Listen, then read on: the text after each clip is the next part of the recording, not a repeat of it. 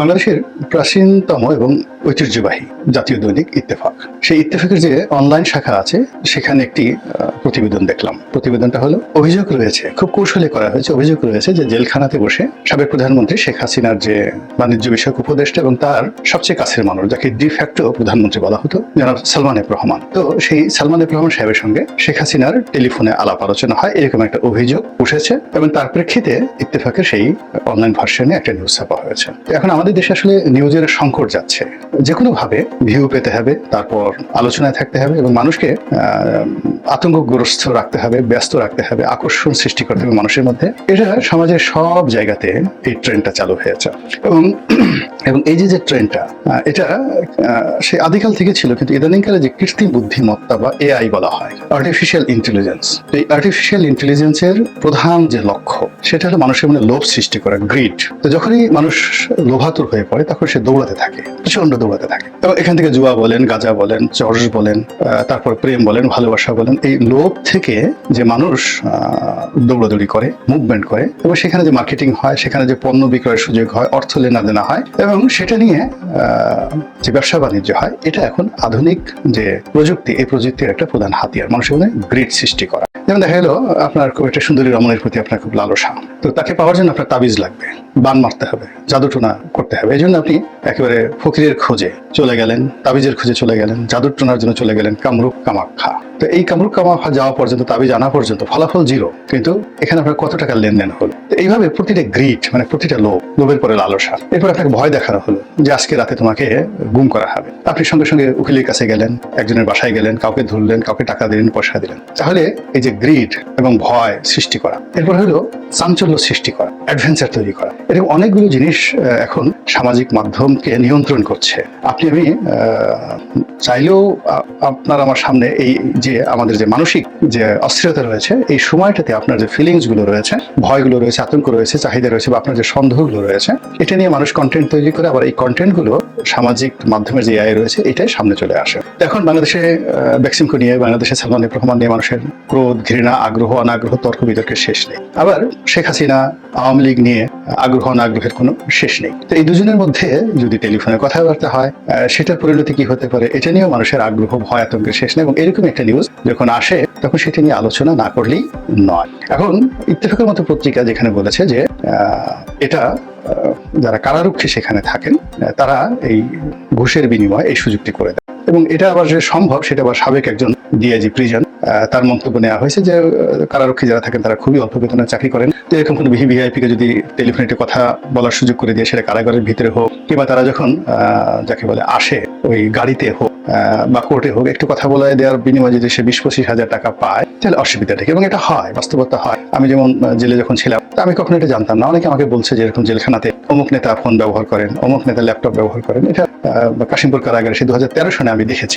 তারা লন্ডনে কথা বলেন, আমেরিকাতে কথা বলেন, এবং তাদের সাথে ওই সময় তেমন সব ডিভাইস ছিল, তারা ওখানে সে হিন্দি সিনেমা পর্যন্ত দেখতে পারতাম। তো সেই জিনিসগুলো তো আমার এই মাথায় আসেনি। তো আমি একদিন কারাগার থেকে আসছিলাম কোর্টে হাজিরা দেওয়ার জন্য, তখন সেই সামনে বসা যে পুলিশের কনস্টেবল বলে যে স্যার কথা বলবেন নাকি গাড়ির মধ্যে। আমি বলছি ঠিক আছে দেন কথা বলি, কথা বলবেন। তাহলে আমার স্ত্রীর সাথেই কথা বলি, সে আসছে কিনা, তেমনি যা সেটা কথা বললাম, দেখলাম যে এটা সম্ভব। তো 2013 সনে যেটা সম্ভব, সেটা এখন 2024 সনে এসে সেটা কি পরিমাণ বেড়ে গেছে সঙ্গতের কারণে বুঝতে পারে। এরপরে কারাগারে যাদের টাকা আছে, আমি আমার যে কারাগার থেকে বের হয়ে যে বই লিখেছি, যাদের টাকা আছে তারা সেখানে রাজার হালে থাকতে পারেন, কোনো কিছুর অভাব হয় না। একক তো সেরাটনের খাবার খাবেন, আর একক ইন্টারকন্টিনেন্টাল খাবার খাবেন, ওয়েস্টার্নের খাবার খাবেন, এমনকি সিঙ্গাপুর থেকে খাবার এনেও সেখানে খাওয়ানো যেতে পারে।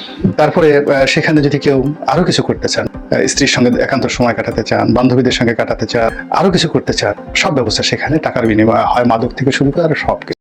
তো এটা একটা আলাদা জগৎ। এখানে যারা আওয়ামী লীগের শীর্ষ পর্যায়ের লোকজন গিয়েছেন, তারা এই পরিণত বয়সে সবকিছু করতে পারবেন, এতে কোনো সন্দেহ নাই। যেমন সালমান এফ রহমান সম্পর্কে আমি যেটা শুনেছি, যেটা আবার আমাকে এটা অস্বীকার করতে পারবো না, যে গিয়াসউদ্দিন আল মামুন তারেক রহমান সাহেবের বন্ধু ছিলেন। তো উনি, আমি পাশাপাশি ছিলাম, উনি আমাকে বলেছেন যে সালমান সাহেব এখানে, আমি যে রুমটাতে ছিলাম কাশিমপুর কারাগারে, ওই রুমেই থাকতেন, তো ওই রুম থেকে তিনি যখন কোর্টে আসতেন 11টার সময়, পিজি হাসপাতালে ডাক্তার দেখানোর কথা বলে আসতেন, এবং পিজি হাসপাতালে ডাক্তার দেখানোর আগে বা যাওয়ার আগে ঠিক উল্টো দিকে পথকুলি ট্রাস্ট নামক একটা যাকে বলে জায়গা আছে, তো ওখানে উনি বসতেন, 2-3 ঘন্টা ওখানে বসতেন। বসার পরে ওই ভ্যাকসিনপুর যত কাগজপত্র যা কিছু আছে সবকিছু সই স্বাক্ষর করে আবার উনি কাশিমপুরে চলে যেতেন। তো এরকম ঘটনা যারা থাকেন, আমি অনেকের জীবনে এটা দেখেছি, এটা হয়, তারা সবাই করে। তো সালমান সাহেব যদি ওই সময়টাতে সেই কাজ করতে পারেন 2006 সনে বা 2007-8 সনে, তাহলে এখন তিনি আরো 1000 গুণ কৌশলী, 1000 গুণ ধনী, 1000 গুণ ফেরোসাজ, তো তিনি অনেক কিছুই করতে পারেন। তো এই বিষয়গুলো নিয়ে যে প্রতিবেদন তৈরি করা হয়েছে, আমরা এটাকে ফ্যান্টাসি না ভেবে ধরুন চিন্তা করি যদি এটা হয়। এখন কারাগারে কে আছেন? মেজর জেনারেল জিয়াউল হাসান আছেন। এখন জিয়াউল হাসান সম্পর্কে যে ধরনের প্রচারণা করা হচ্ছে যে তিনি আয়না ঘরের প্রবক্তা ইত্যাদি ইত্যাদি ইত্যাদি, যদি এর 1% সত্য হয় তাহলে তিনি ওখানে বসে অনেক কিছু করতে পারেন। অর্থাৎ যদি কারাগারের মধ্যে বসে কিলার আব্বাস যিনি ছিলেন, তারপরে শেষে যাকে বলে সুইডেন আসলাম ছিলেন, তারপর আরো অনেকে যারা ছিলেন, যারা কারাগারে বসে অনেক কিছু নিয়ন্ত্রণ করেছেন বলে অভিযোগ আছে।